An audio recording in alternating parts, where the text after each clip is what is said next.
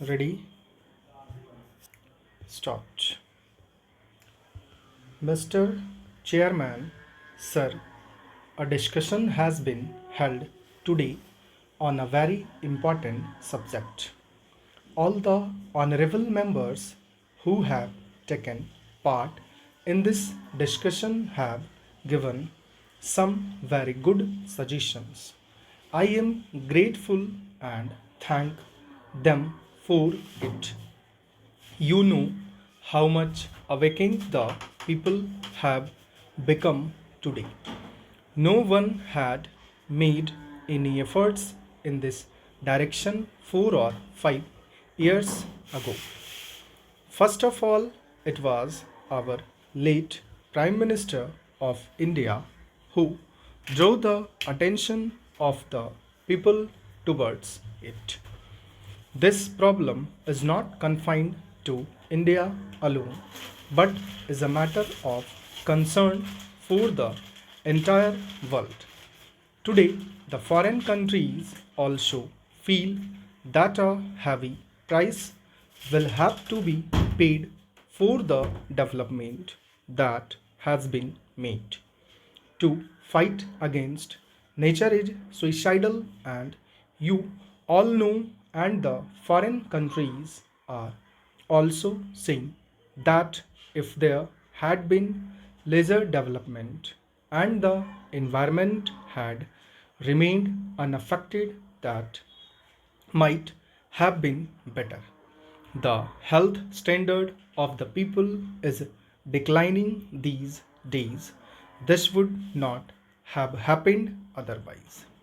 It is essential that every individual in every country should enjoy good health.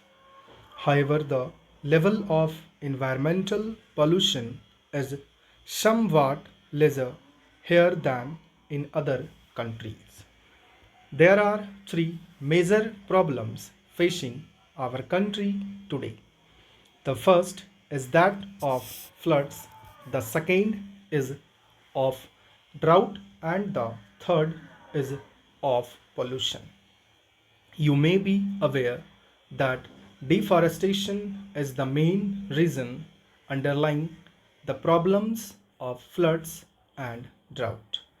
If the mountains are denuded of forests, there is no obstruction to the flow of water downwards, and fast eroding soil along with it.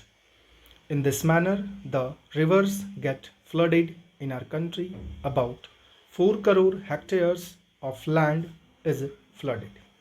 On an average, 1 crore hectares of land is flooded every year. In case of very heavy floods, 4 crore hectares of land may be flooded. However, on an average, 1 crore hectares of land is affected by floods every year.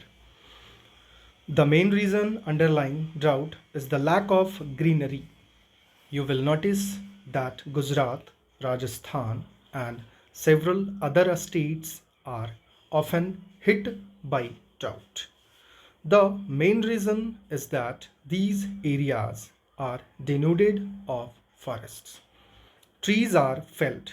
A law has been enacted in this regard, but there are some shortcomings in it. The honorable members have rightly pointed out that a stringent punishment can be awarded under this law, and we must follow it vigorously. We would be considering this law soon and would make necessary amendments in it so that this law becomes as effective as the pollution laws. I would state certain things later on. We want that similar stringent law should be framed about felling of trees also. Along with this, I think that unless people's cooperation is there and until it takes the reform of a people's movement, it will not yield the desirable results. I respect the opinions of the honorable members and feel that their feelings are very good and they have offered some very good suggestions. I would cite an example of the golden times to emphasize the importance, recognition, and respect that our ancient sages gave to the forests. An honorable member from Rajasthan was speaking here.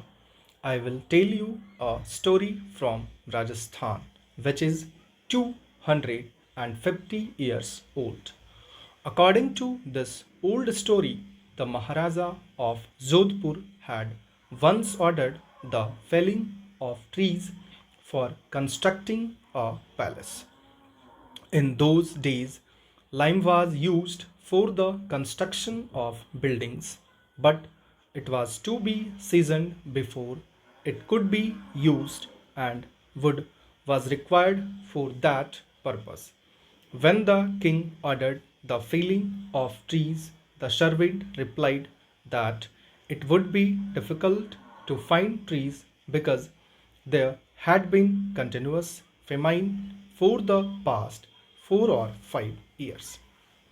However, there are trees in the villages where the Vishnoi community is living, but they do not fell trees.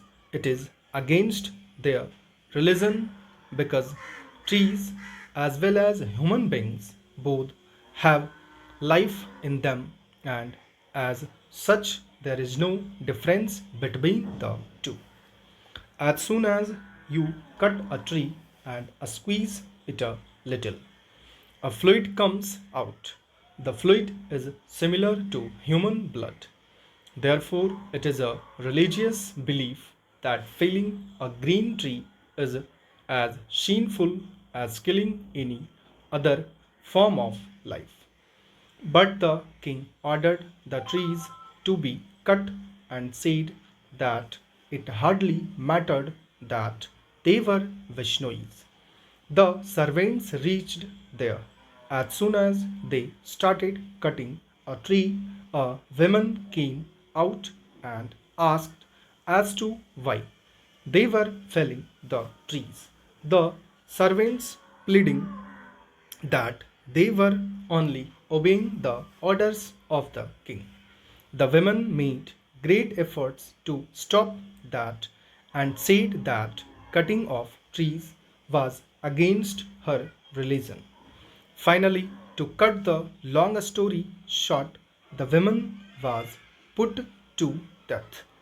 When her 3 daughters came forward to offer resistance, they also met the same fate.